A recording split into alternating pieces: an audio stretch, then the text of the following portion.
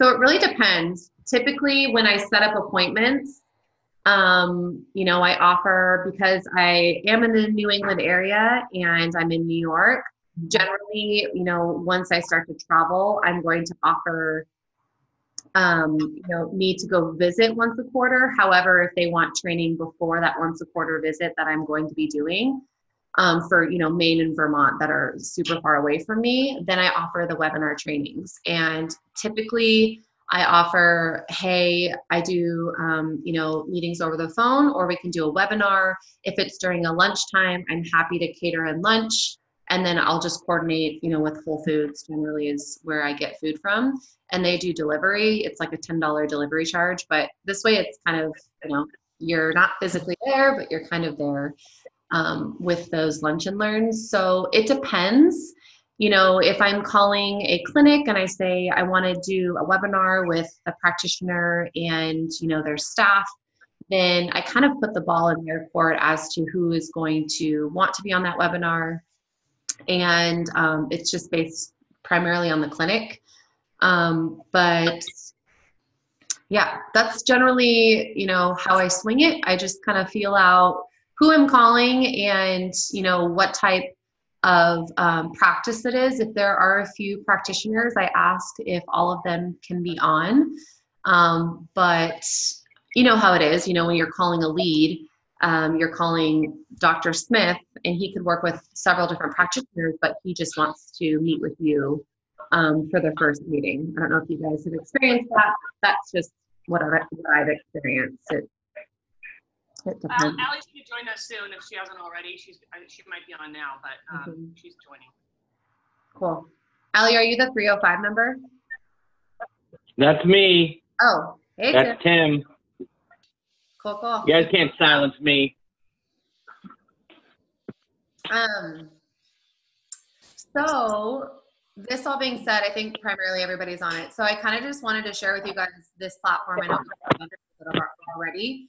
If you guys want to mute your mics and if you have questions, you can unmute. But this is kind of the platform that I've been using for, I would say 95% of all of my meetings with practitioners, because I live in New York City and, driving up to Maine is hard for me at this point right now. I plan on changing that, but I feel like this is a really good way to get more into your day. I was telling Tim, I think 2 weeks ago, I had 6 webinars in a day. It was like back-to-back webinars. Today I have 3 webinars after this call. So you can really jam pack in some really good meetings and you feel like you're there with that person. And I just feel like, with practice over time, you get better at the webinars and such. But yeah, so from the get-go, I just wanted to when you're calling and you want to offer a webinar, just offer the webinar, because a lot of people, yes, they love when you go into the office or maybe phone. If you do schedule a phone call, I always schedule a webinar as well, or I give them the option. I say, yeah, we can do it via over the phone, or I have a webinar that I put together. It's a short presentation with our Megascore, and I talk a little bit about our research. Would a webinar interest you? And, they say yes or no. If they say yes, then we set up the webinar. Everything's the same other than just me not physically being there. So I always ask them first, which, are they familiar with Zoom? That's typically what I do, but I am flexible. And most practitioners, I will say, they are familiar with some sort of webinar platform. I don't know if you guys have experienced that already.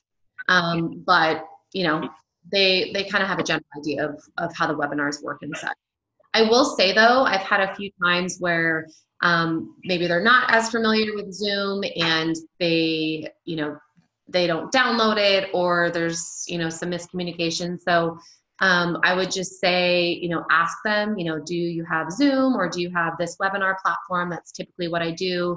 And then just keep it super open-ended, if they have questions before the meeting starts, that they can call you or email. But yeah, that's essentially what I do is I set up the meeting via webinar or over the phone. If I can get there in person, great. But I will say right now, 90% of all of my meetings are via webinar. And then I just treat it the same. You know, I make sure that I follow up with them a few days before and confirm our webinar.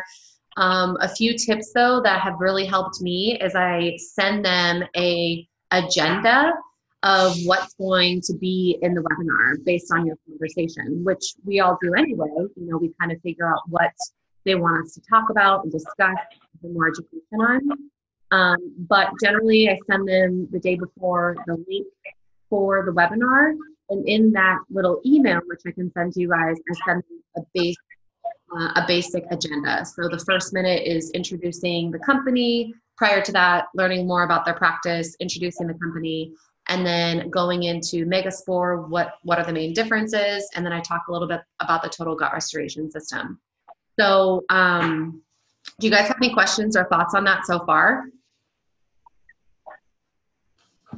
I have a quick question. I think we all need to be on mute when you're not, because I think there's an echo that happens. But do you follow like a sales funnel? Like, you know, since like each practitioner in office is like further along the spectrum sometimes. So do you have like a different scenario, or you just kind of put it together beforehand? Yeah, that's a good question. And I think it just depends on the phone conversation that I have. If they're a lead and I set up a webinar, generally when I'm on the phone with them setting up the webinar, I ask them probing questions.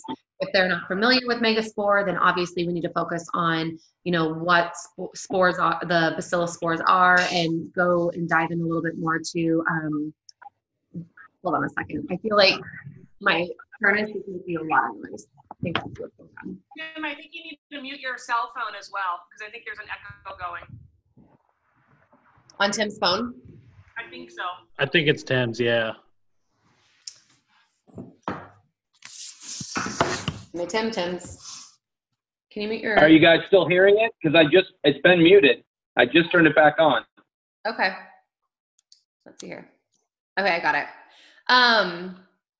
So yeah, what I typically do is based on who it is. Generally, most of my webinars are leads, just because with my territory currently, it's 90% of me cold calling and, you know, prospecting with the trade show leads that we have and my own prospecting. So I would say a lot of the time the webinars are for newer, you know, leads and accounts, people who are interested. So based on that, I follow the PowerPoint presentation that Acacia and I kind of crafted together. And that's really what I follow for education. And I know everyone's different. So if you want to do a webinar and if you like to create your own structure and you don't want to do a PowerPoint, that's fine too. But it really depends on what you favor. I'm a webinar person, I'm a PowerPoint person because I tend to ramble and I go off on all different tangents. So PowerPoints for me just keep me a little bit more organized. I don't know if that I know with my experience too, I just kind of kept the PowerPoints kind of generally the same. And depending on the practitioner, where they're at, they may be an existing customer, they may be a new customer. Obviously, if it's like a veterinarian that we're doing a presentation for, the questions are maybe going to be geared a little bit different compared to like a chiropractor or a health coach. Mm-hmm. But usually, just to make things easier, I would say just keep the PowerPoint kind of consistent for you, for your sanity, to keep it, you know, the same every time. Mm-hmm. But you'll know, you know, because obviously the practitioner will ask questions geared to their practice. And that's where you can kind of dig in a little bit deeper on whatever topics, you know, they're covering. So Sure. just to keep it simple and keep it easier, especially for your first couple ones, I would just suggest kind of just keeping it consistent and keeping it kind of just follow the flow of the PowerPoint. Yeah. And you bring up a good point. So I was going to share with you guys real quickly just the PowerPoint that I use. This is the one that I mentioned. And this is pretty much what I use every single time. There has been a few times where it's been more, it was at a few pharmacies, and I did an in-service training. So with that being a webinar with my in-service training, I didn't use a PowerPoint. I had a bunch of attachments that I sent to them prior so they could print it off and go along with me. And I just popped up those pieces of paper with the dosing information and everything that was relevant to the in-service training that they requested. So I think the biggest thing is just, communicate with them, ask them, what they want to focus on. And like what Kevin said, just keep it simple. And with the agenda that I send over to them, here's the company history. So after we go into, who they are, what type of practitioner they are, et cetera, then I just say, hey, so I'm going to keep this super casual. If you have questions, definitely interrupt me. But I'm going to just go through more on our company history, Megaspore, and a few of our other products.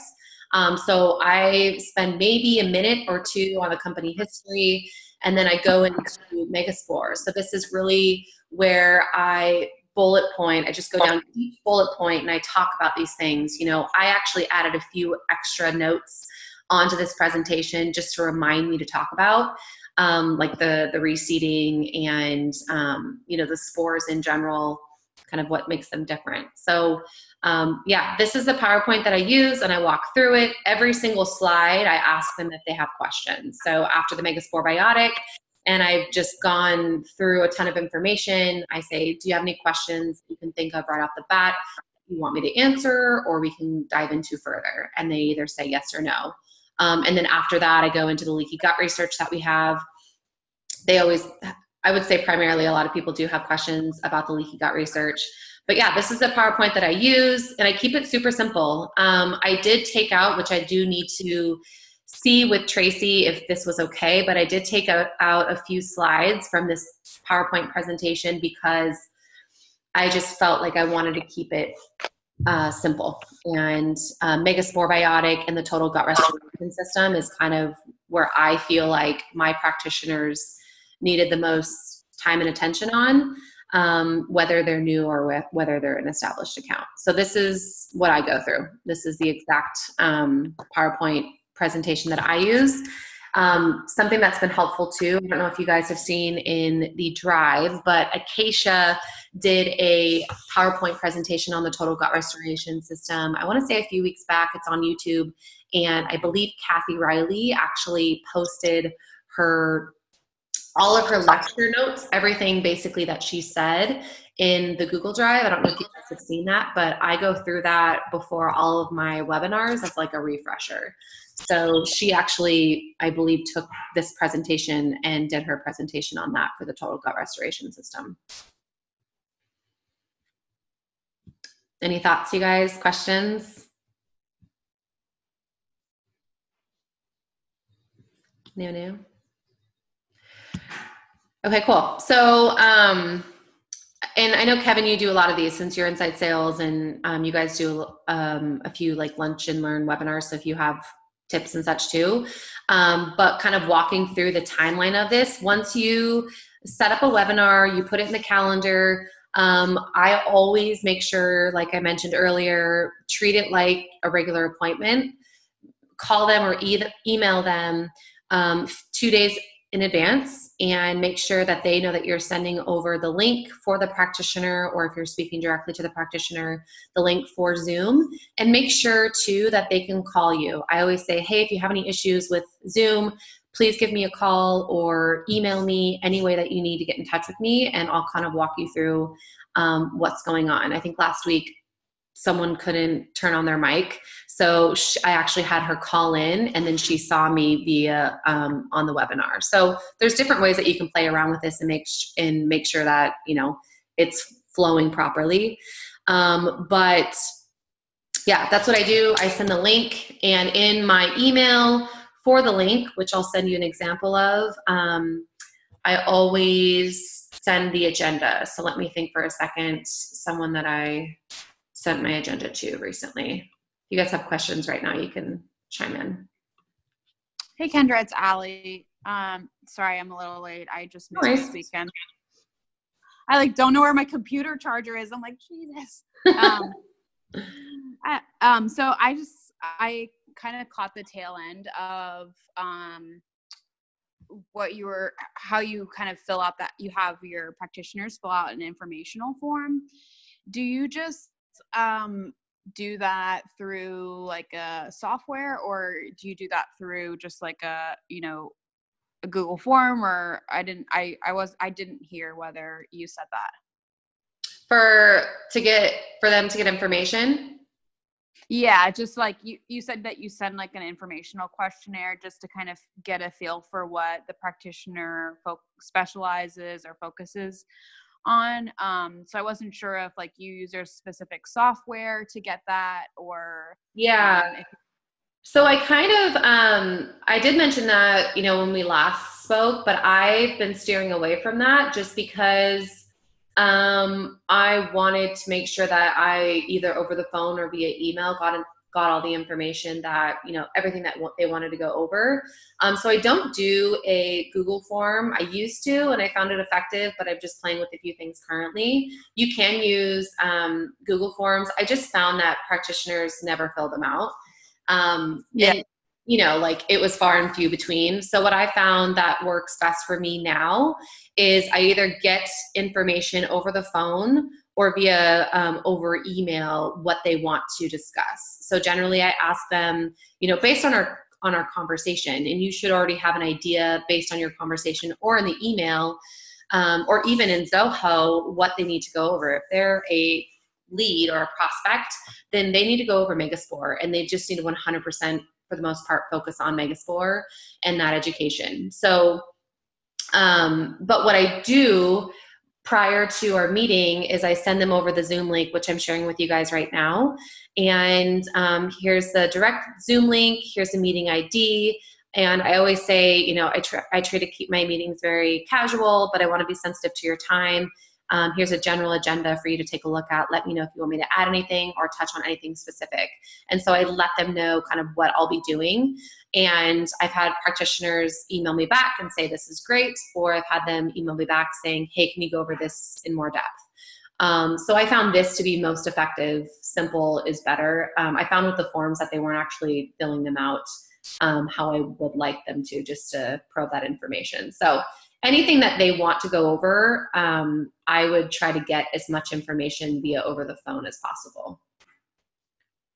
Got it. Yeah. All right. Thank you. In your email, you're following up on a lead, like maybe you talked to them on the phone, or maybe you haven't, and you left a message, and then you send them a follow-up email with the option to do the webinar.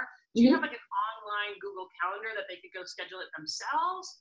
Or do you? I don't. I found, and this is what I found, and I think for everyone it's different, because I'm such a freak when it comes to my calendar.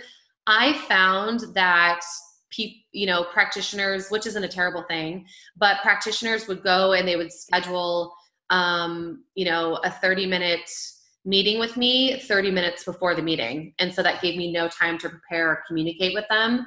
So you can use that. I used to use Acuity scheduling, and that's how they used to schedule. However, I just found that, it was very last minute and it didn't give me a lot of time to prepare.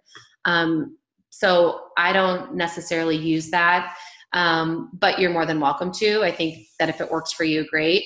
I just, try to get them on the phone or via email to schedule them. If we're going back and forth via email and they don't confirm with me, let's say we have Kathleen's tomorrow at 12:45, but it was going back and forth, then I'll call her and I'll say, hey, I know that we were in correspondence via email for a meeting tomorrow at 12:45. Does that still work for you? So it might be a little bit more work, but I just found that, with giving them the option to schedule themselves, it made me feel a little bit nervous and not as prepared. You know what I mean? Yeah, I had somebody that I called last week, and I just called them and I said, hey, by the way, we offer trainings. And they're like, okay, how about right now? And I was like, okay, because I had to do it because that was the only time I was going to get an option. Mm-hmm. They were saying how busy the doctor was. So I had to just on the spot, on the fly, do this presentation. And yeah, done it enough where I feel pretty good about it, but still it was a little bit of anxiety to just stop what I was doing and start. But Yeah. one other suggestion too is that I created a template, and it's a training template. So what I would do is maybe once a month send that template out to everybody. Give them a call. If you don't reach them, then send them that template. And that's just a quick note that say, hey, we do meetings, we do webinars, we do conference calls, any of that, whatever's easier to get the message, whatever they have time for. We're totally flexible and we can work. If it's just the doctor that wants it, if it's staff training, if it's whatever works. So that's another way to reach them too. If you don't physically get the chance to see them or speak to them, maybe an email will work as well. Absolutely. And then that way you can, because everybody's different the way they communicate. Some people you'll only be able to communicate by email or phone call, but then that gives you another avenue for communication. And then whenever you start communicating with them, then you can start talking about schedules, and then you can start talking about what time slots work best, and then kind of coordinate that together. Yeah. Generally, like, I haven't had any like awkwardness with anybody or any issues in terms of like this being a webinar. Like, everyone has been super, super relaxed and cool. If anything, I think webinars are a little bit more relaxed than in-person trainings because, they're in their home or they're in their, office, and you're in your office. And I don't know. I just find them super relaxing. The first few times though, definitely beforehand, make sure your PowerPoint's up and all of the information that you want to showcase to them is up. I don't know if you have any other tips for just getting prepared, Kevin, but making sure that your Zoom's working, that their microphone's working. Yeah. Kevin, do you have anything to add to that? Yeah. I mean, it's just, being a little early, making sure everything's set up on your side. I like to watch, webinar and just kind of refresh on it. I mean, even when we started training, you start watching these webinars and there's so much information, and it's really important that we watch them more than once. You got to watch them sometimes 10 times, because you're always going to find something new. And then, at the beginning, when I first started with the company, half of this stuff did not make any sense to me. I mean, I came from cellular cells. I mean, I didn't have any type of health background, any type of, that kind of background at all. So zero experience in this category. So it took me maybe 20 times to watch it before I got it over the span of a year, So as you start to learn more, than a lot of these webinars start to make a lot more sense. At least that was the case for me. So I just had to keep watching it. And the other recommendation that I have too, now that we have this group, is, if your first webinars, just have one of us step in with you. I feel like the best success that I've had is when, I was helping Bethany, because I sent her the template and she was sending out the template to everybody. And this was still in her first maybe 2 weeks with the company. And she had like 7 hits, on that email. And so she's still in the process of learning everything. And now she's got to do a presentation. So I was able to kind of sit in on those presentations and help answer questions and just kind of chime in. And I felt like it helped her because she had to prepare for the presentation. So then she was forced to take a deeper dive and learn and retain this information. And then she had some backup too. So if she got hung up on a question or just got her facts kind of mixed up, I was there to, by the way, this does this, or, in this case, we would do this. So I would just suggest for everybody, like, you can grab me. I'm sure Kendra doesn't mind. Just invite us too.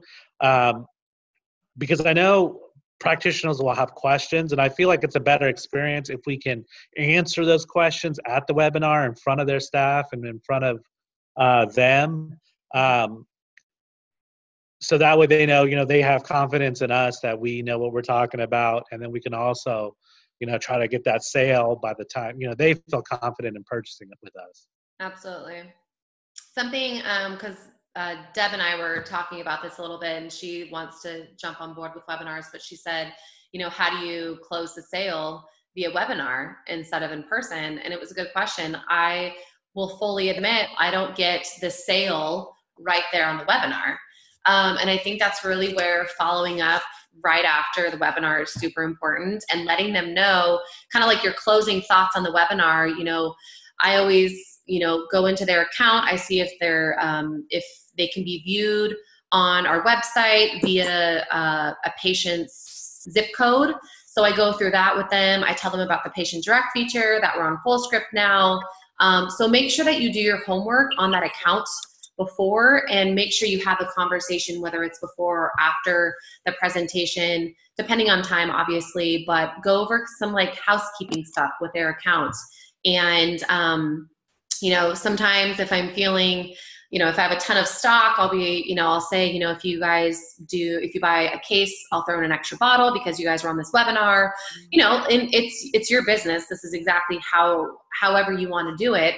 But I think making sure that you don't leave it open-ended towards the end.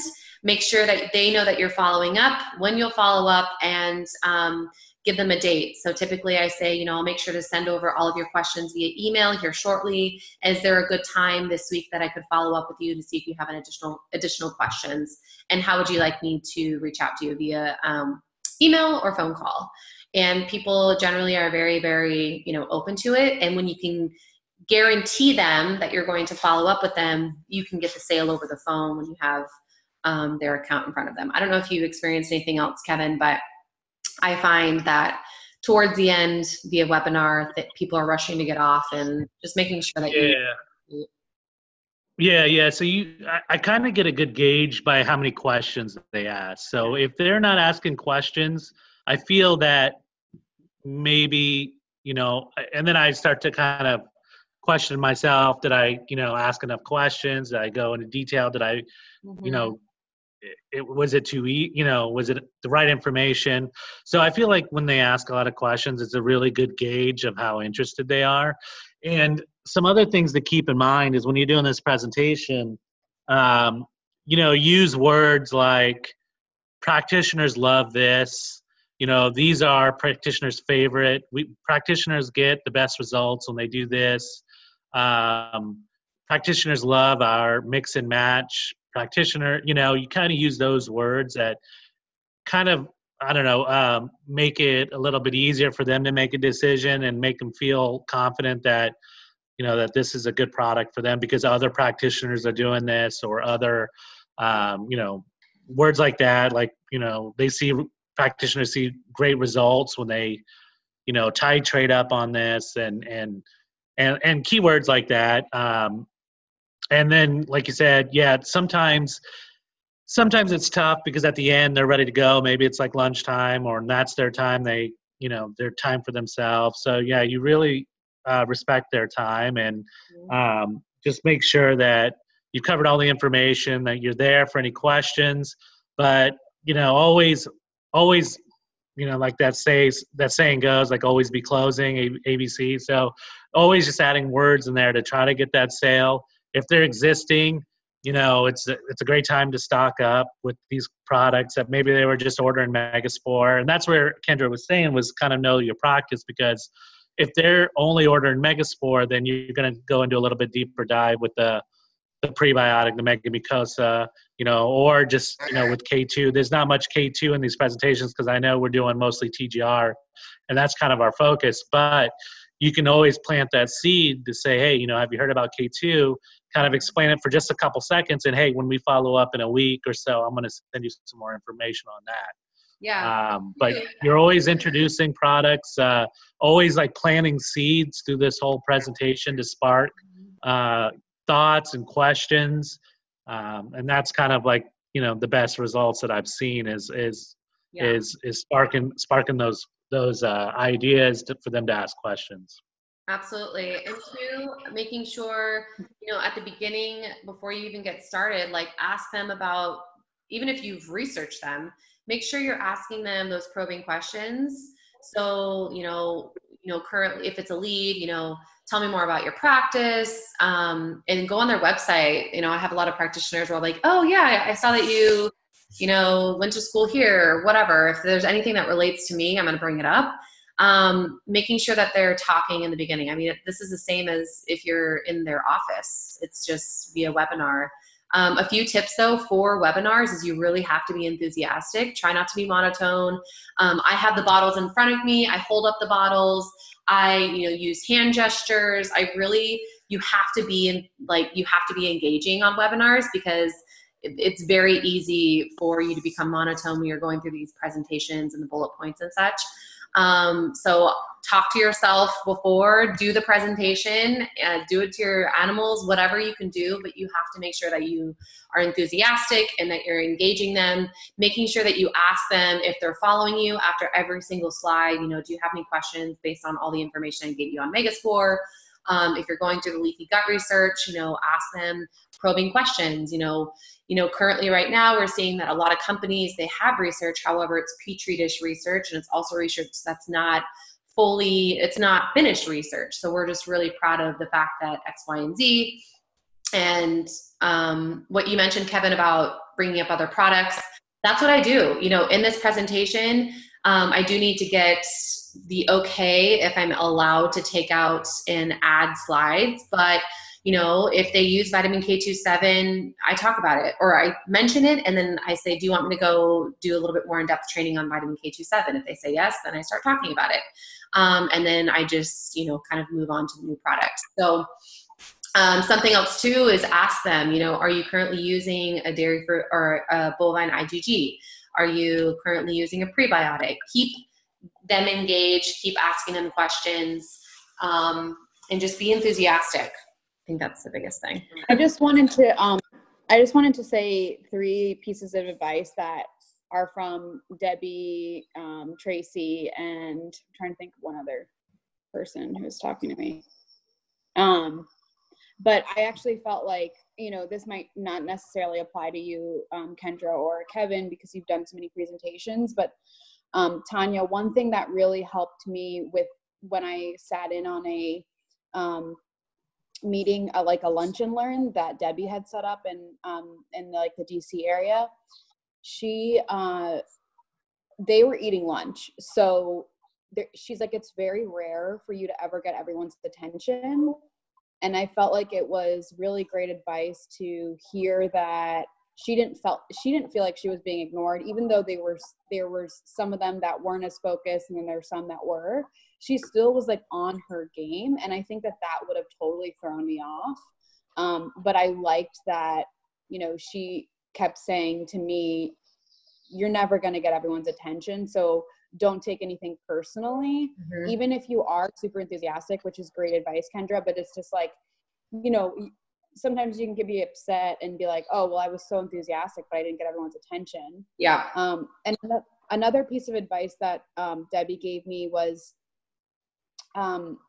that when I've given a few educational calls, and I've done what you had done before, Kendra, where you just add attachments. And one thing that I felt like kind of set me up for, I don't want to say failure, but it kind of threw me for a loop a little bit, was I included the webinar that Karan gave, and there was so much information on it that I felt like I could not transcribe. Like I was just like, I do not know how to put this into like my way of communicating. That so gut the 5-minute one, or no, the long one. Oh, that 15 yeah, like it had like all the studies on it, and then it had like, the prebiotic increase Akkermansia by like 4 log increase. I literally don't even know what that means. And he like asked me for my opinion on it, and I was like, I don't know if I think it's good. Boat, but I have no idea what that means. So I felt like when I was presenting, when I took someone else's presentation, it was opening up questions related to material that I did not know. So I kind of I set myself up for that. And so I think that's why it's important to really tailor the slides to the way that you feel that you best communicate, and that you can go through and you're like, okay, I know what that means. I can really explain that. And so Debbie was like, I think that that's like kind of, if you don't set yourself up for that, and then you can always say, if you don't know, hey, I'm happy to go back and look for you. Or like you can say, I'm learning. I really appreciate you asking questions. And then the other piece of advice that Tracy, I actually just got back to my business review, since I'm like, a little different from you guys. So obviously Tracy's not going to travel with me to Europe, which would be awesome. But so she was saying, always make sure that you're asking, and, ask as many questions as possible. Obviously, the more questions, the better, but some typical ones, like, what probiotics are you using? What's working for you and what's not working for you? And if they're using Megaspore, like, what results are you seeing? Because sometimes people are like not seeing great results, but they're not following the titration dosing. So definitely. And a few things too, you mentioned about, setting yourself up. I've been on webinars where like an ND completely stopped me in my tracks. And I was like, honestly, I don't know the answer to that. But from what I understand, X, Y, and Z. And I actually had a practitioner walk out on me on a webinar, and he ended up ordering the product later. So in my mind, I was like, oh my God, I just failed. However, I used the statement that Deb told me. She's like, make sure you always say, from what I understand, X, Y, and Z, and go into it. But I think also the benefit of recording webinars is you can go back and, dissect their question a little bit more. In your follow-up, we're going to be very impressed with your follow-up. So just make sure on webinars that you're always saying, I actually don't know the answer to that. Let me reach out to Kiran and his team, and I'll find that out for you. This way they know that you're going to do it, and that, you're addressing their question. And if you do have it recorded, then you know exactly what they asked, instead of just guessing and not getting the full answer. Those are awesome tips. Like the enthusiasm needs to be there, obviously, but I've had webinars where their heads are down in their food the whole entire time. And they said it was great, or they didn't say anything at all. So, we can't take things super personal just because we're the messengers and we're getting the information. It has been a learning tool, because there have been a lot of webinars where I didn't know 95% of the questions they were asking me. And I left that webinar just feeling like completely like I didn't know anything. So it's a good tool for us to not, educate on things that we don't know. If you don't know it, you really have to learn it, because that's what's going to make a big difference, I think. And I think that's why my idea for you guys, for even all of us, even myself too, because a lot of times you focus, no matter, I don't know if there's ever a good time where you feel like you know everything, because a lot of times you're focusing on the presentation, you're focusing on the technology, you're focusing on getting everything ready, and then sometimes the smallest questions will throw you off because you just mentally just not in it. So I feel like with this group, if we partner up, we can kind of go outside our comfort zone a little bit, because we're not doing it on our own. We'll have a buddy, kind of a buddy to kind of help answer those questions, or kind of make sure that the webinar is going the right direction. And I feel that's how and in that process too, we're all learning, and then, now that's more information that you're picking up, and that's more that you can use on your next one, until we all get to a point where we feel like, you can do it on your own, and feel confident enough to answer all the questions, which there's always going to be a question that you're not going to know. That's just how it is. But if you've got a couple people on there on your side, then it may make things a lot easier, or to, that's a suggestion too. Yeah, I like it. Do you guys have any questions just about like the webinar and the structure of it, and kind of flow of, getting them set up or verbiage or anything? I missed the beginning. If you don't mind me asking, Kendra, did you say that you go over like I missed what you go over in the beginning of the presentation? Do you go over like the history of the company at all, or is that kind of not? Yeah. So the first thing I ask, and generally when we jump on a webinar, we're getting things set up, it's kind of like small talk. And then I generally ask them more about their practice, and I've already gone on their website or I've already talked to them and I address what they wanted to discuss. But I generally ask them like the probing questions, do you currently use a probiotic? What kind of protocols, are you using right now for gut health? What pieces are missing for you? And I reiterate to them, because a lot of practitioners, if it's a new webinar for them with our company, sometimes they don't want to be sold.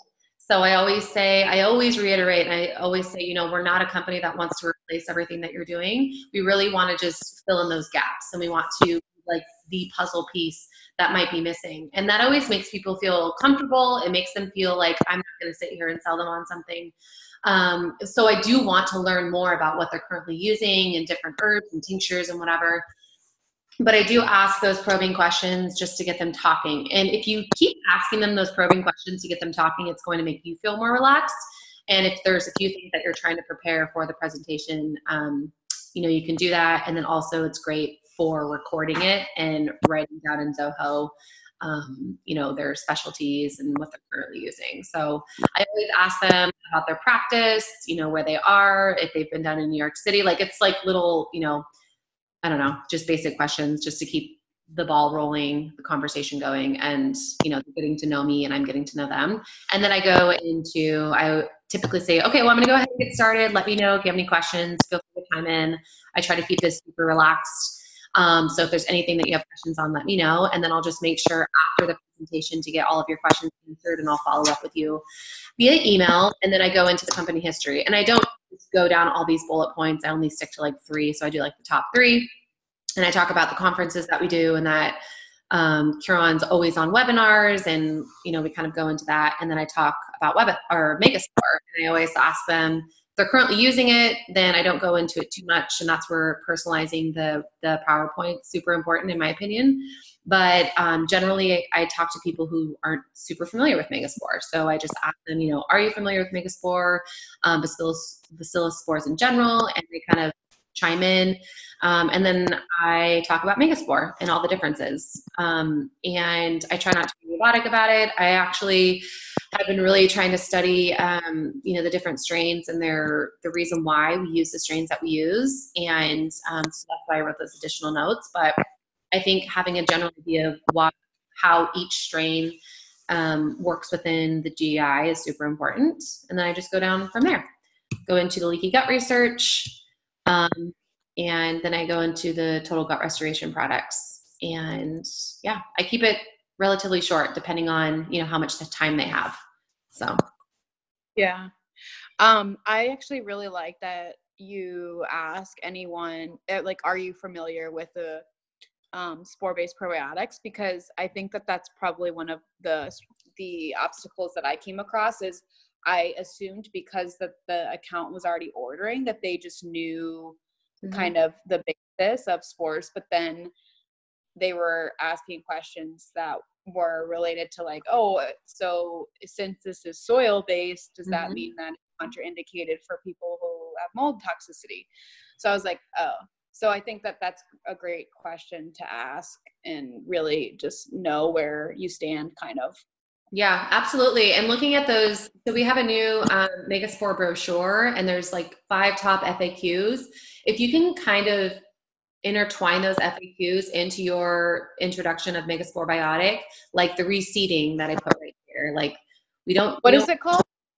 Let's see here. It's the Megaspore brochure, the drive. I think they've done it, and there's a few FAQs. One of them is soil versus spore based, like the differences there. A lot of people, they order Megaspore, but they really don't know what Bacillus spores do. And so if it's an ND or if it's somebody who wants a little bit more training on Bacillus spores, you need to talk about quorum sensing. You got to learn about quorum sensing because that's going to blow their mind. So kind of just meeting them where they are, and going into each individual strain, I think is really important. That's going to impress them a lot, and the ways that each strain works. And what was I going to say? Tracy Carmack, I'll email a follow-up to you guys. Tracy Carmack put together a paper that I send everybody. It has all of the strains and the research attached to each strain, and basically like their DNA verification. So, but yeah, I think that's a great idea, is like addressing already the, like the top FAQs that a lot of practitioners have: soil versus spore, reseeding. Why only we use 4 billion CFUs, not, 200 trillion or whatever it is. And then just going back into the differences. So you should always talk about the differences of Megaspore. What we're seeing is like a lot of Lactobacillus bifido-based probiotics, they're not fully surviving the GI. So that's the biggest question that practitioners come to me with is, is your probiotic surviving? And, I always ask them what their success was with probiotics, because I will tell you, like 95% of the practitioners that I talk to personally, I don't know about you guys, their shoulders shrug. They're like, yeah, they work. I guess they work. But that's the biggest thing, is survivability. So really going into the leaky gut research. I know I went on a tangent there. So I know another good question you can ask too is how many other probiotics are they recommending right now? I feel like that's a really good indicator too on their understanding of their knowledge of probiotics, because if they're buying from us and they're still recommending other products, then they don't get it. Yeah. So that's kind of like one way I can gauge it. And I've had practitioners of ours that have been ordered for 2 years, 3 years, that are recommending 4 different probiotics, and I've been able to educate them and stop them from purchasing those other ones, and then up their bottles with me, because they just truly didn't have a real understanding. Mm-hmm. Absolutely. And making sure too, something I always, like I mentioned, I always say, we don't want, and I say this because I don't want them to think that I'm just trying to sell them something. So I always say, we really just want to be a part of your current protocols. We want to do this. And if they are using other probiotics and they start using Megaspore, that's really what we're trying to do, is we're just trying to get into the door. Because once we're in the door and once they try Megaspore, we're eventually going to replace all the other probiotics that they're using. So instead of me saying, what other probiotics are you using, we can replace those. I always say we want to fit in with the current protocols that you're using, and the Megaspore is going to be a great addition with what you're currently doing, because eventually they're going to make the switch. Eventually they're going to know that like Megaspore is working for everything. But yeah, Kevin, I loved your idea of like partnering up. That makes me feel a little nervous, because I hate listening to myself on webinars and, I don't know. I think it would be really beneficial though, because just chiming in with each other and saying, Kevin, do you have anything else that you'd like to add to that, or vice versa, I think would be really, really important and super beneficial for all of us to do. Yeah, and I think everyone has their own unique approach and like their own way of responding to things. So I think that it's always good to have someone else's perspective. Yeah. And another thought too, I know that we talked about the last time we were on the call that we wanted to do one of these for new accounts in April. And I feel like because it's already mid-March, I don't know what your guys' thoughts on, because we have the training mid-April, if we should just do it after the training and just set a date right now. Do you guys have any thoughts or chime in? I know I'm going to be traveling a bit April, so I can't really confirm anything now. And I know, I think Tim, because I've talked to Tim a bit, I know he's got some traveling as well. So I'm not sure what a good time is for everybody else, or if we should wait till. And two, I can do the first one or whatever based on everyone's schedule. Everyone doesn't have to necessarily be on. Obviously, if you're inviting your accounts and such, it would be nice, but it doesn't need to happen. Like everyone doesn't need to be on at the same time, but making sure that we have at least like a date set so we can start reaching out to our new accounts, letting them know about this training, I think would be beneficial.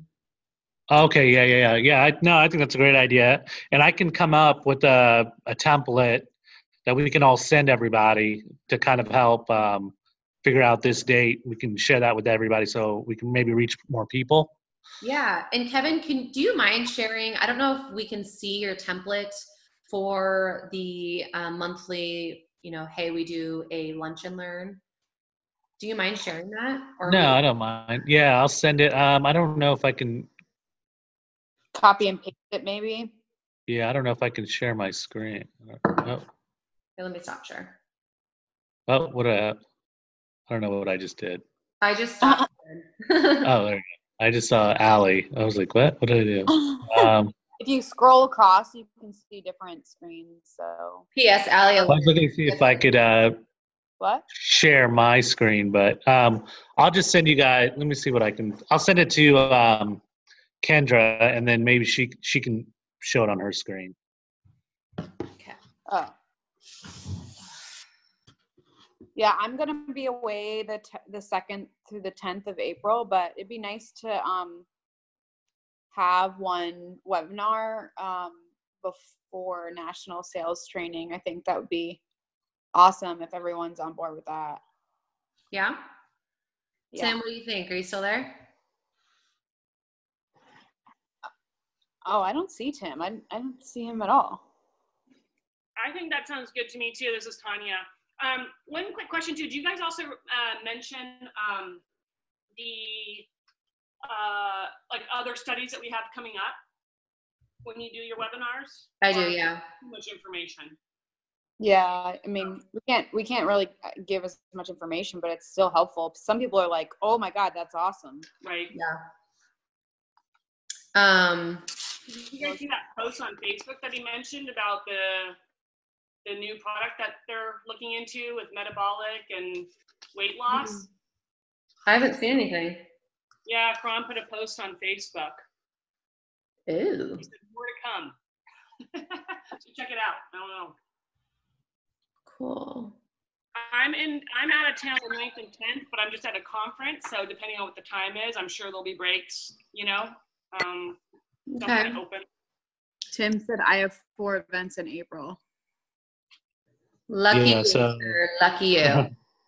Something is wrong with his audio. He doesn't have a mic on his computer because he doesn't have a Mac. Just kidding. I am totally with you on that. I want a charger for my Mac. But now I'm that person. It's like, if it's a Mac, I'm like, I don't know what to do. Like, get it away from me. It's pathetic. I know. Products. I love how Tim can't talk. So funny. I'm sure this is killing him. Okay, so what day of the week do you guys think it should be on? A Monday, Wednesday, Friday? I would say a Monday, maybe, or maybe sometime during the week, maybe middle of the week. Yeah, I feel like Monday people like catch up, so maybe Wednesday or Thursday or something. Yeah, I'm thinking of Wednesday this week. We can do like a reminder call Monday or Tuesday. I don't know if there's any way that they can like register either for these. I mean, I used a service. What was it? I'm fasting right now because I had like an eating weekend. So I don't have a lot happening in my brain right now, but I used to use a service where you can actually register for things. And I can't remember what it's called. I mean, I think a month, as long as we have like a month to kind of reach out to everybody, I think that's enough. I think that should be enough time. Maybe we can ask for like an RSVP for it. We can just let them know that we're putting this together, and if you want to RSVP for a webinar, maybe we can get some sort of like shared Google document that we can all attach these names to, maybe. Okay. I know that I don't even think I don't think we need a month. I feel like sometimes people are like, they look at webinars and they're like, oh shit, that's a month from now. Yeah. I mean, if I we don't know. do it on the 10th of April, that gives us 3 weeks to talk about it, reach out to people. I think that gives us enough time. Oh wait, no, Tanya, you said that you're out on the 10th, right? Yeah, well, I can look at the schedule. I am. I can look at the schedule for the conference and see when my breaks are. Because, when you're at the conferences, there's usually a couple hours before your next, yeah. Another question too is, should we do it at noon or should we do it in the evening?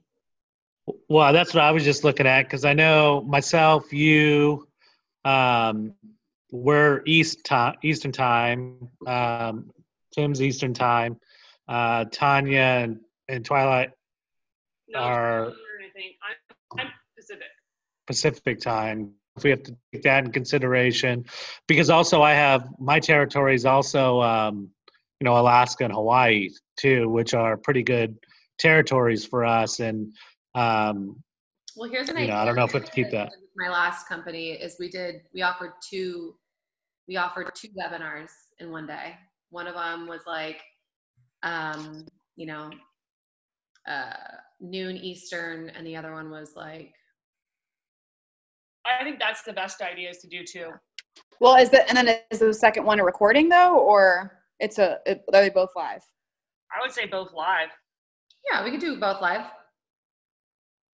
Okay, yeah. Generally, there's like I thought it was recording.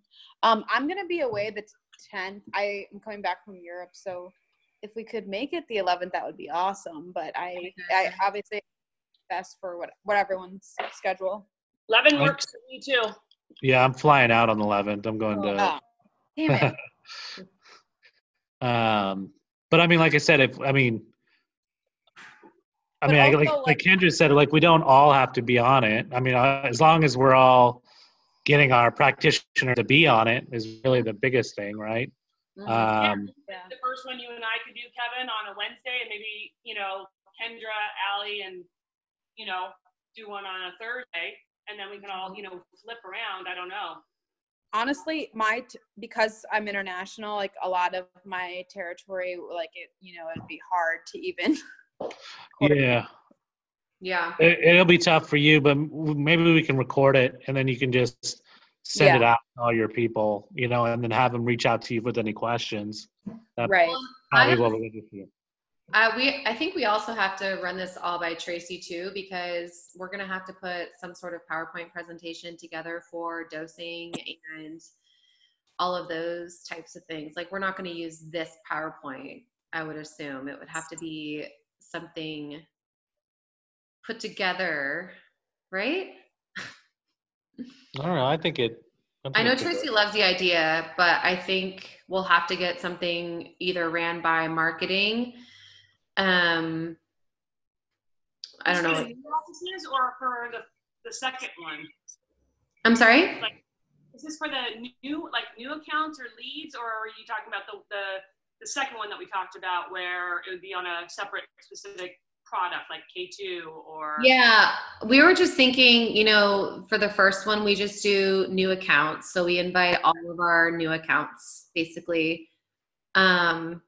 Maybe that haven't ordered or they've ordered once or twice. And then we introduce the company, kind of do the same, same structure, introduce the company, talk about bacillus spores, give a little bit more education on what makes them unique and our formulation versus, the differences and such, and then go into dosing and then maybe do a little intro to the Total Gut Restoration System.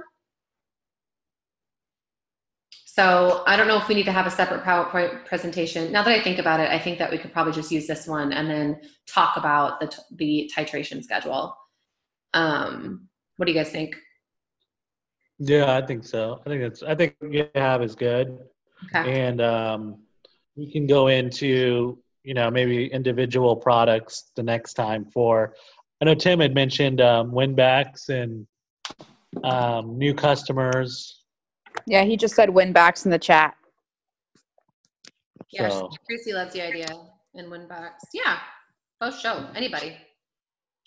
Anybody and everybody. It'd be really fun. You know, we could tag team it, keep it super cash. The other thing I like too is like when Acacia does the webinars with Karan, and then people can send in their questions. And then she adds that to like a follow-up, you know, or posts that as well. I think that would be awesome if, you know, kind of take turns doing that too, because I think that would be beneficial. Totally. Yeah, I love that. Especially Allie's international people, they could send in their questions of like if they watched the video, and then they could send in their questions and we can add those.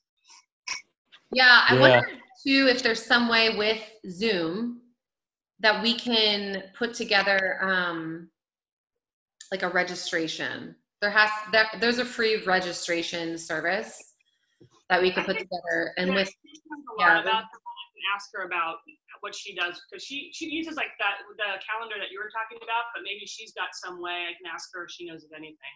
Okay, cool. I don't know. We'll Google it. Okay, cool. All right. Well, do you guys have any other thoughts or questions? I hope this was helpful. I know it was kind of all over the place, but I feel like we put some cool stuff together and had some awesome thoughts. Yeah, that was great. No, it's good. Thank you, Kendra. Thank you guys. So Can we see the puppies? Sorry. Puppies? Yeah, hold on. I'll go get them. Let me go get them. Did we set a date yet? Was it the 11th? Yeah, I think that. Oh wait, no. Tim said no. But he is going to be with Tracy and Tom on the 10th, right? Or on the 11th, and his biggest show was on the 11th, so he'd like to be able to do the presentation before that so he can talk to them about it. Is that right, Tim? 9th, Tuesday the 9th. Tuesday the 9th. I mean, I'm away, so you guys can. When do you get back? Tim said the 9th works. Oh, you're gone still. Shoot. That's okay. We're never gonna be able to get it all. I think we can see. Can you guys see? Oh my God! Oh my God, little babies! Oh yeah, they're Oh, they smell like Fritos, huh? So they're Please zoom in more. Oh my goodness, they're so cute. Let's see, get close. Let's see. Can you see? Oh. This is Mama. Wait, bring it down a little bit. Oh my God! Oh, she's like. Oh, ow, that's aggressive. Oh, it is. My dog. I think my dog knows. She's like, wait, can you see her? She knows. She's like wagging over here. Oh my God, they're so cute. 2 black ones and a one that looks like her. Are you gonna keep them all? No, we're not gonna keep them all. I don't think so. Oh, it sounds like you're thinking about it. Well, we've got like a black one it's got markings like a Doberman, and that one's kind of cool, but I don't know. We've already got 2. We go from 2 to 5 dogs. It's like crazy. It's a Chihuahua, Tim. Yeah. Are you working from home now, Kevin? Just on Mondays. Oh, that's cool. Yeah, it's nice. Yeah. I like. So yeah, Kathy's got Fridays and Sarah's got Wednesdays. So yeah, it's nice. Very sweet Oh, deal. that's good. Kevin, are you free on April the 9th to do this? The 9th, yeah.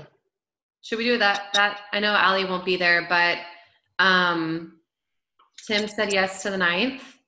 Mm-hmm. And I can do the 9th. Yeah? I'm traveling that day, but I can figure it out, make sure I think I set up that day. Okay. But, and then we should do, what about like noon Eastern, 3 Pacific? No, that would be the same time. Yeah. Eat something. I'm like fasting and I'm dying right now. I feel like 3 Eastern, and then it'd be 12 Pacific. 3 Eastern would be 12 Pacific. Yeah, and then that still gives Alaska and Hawaii. It's not too early for them, just in case if we get people from there too. But And we can always send the recording to people, you know. That's why I want to figure out how people can register so we can follow up if they've registered with the recording.